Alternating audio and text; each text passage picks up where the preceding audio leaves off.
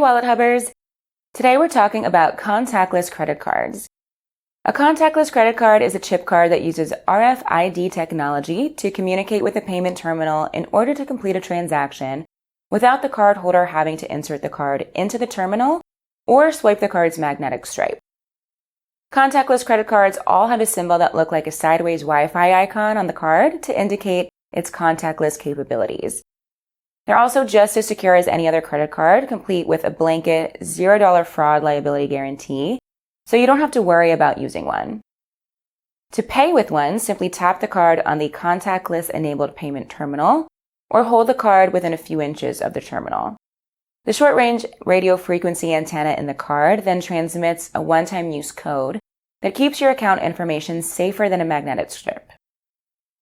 Now that you know more about contactless credit cards, you're ready to check out Wallet Hub's latest picks for the best ones on the market right now.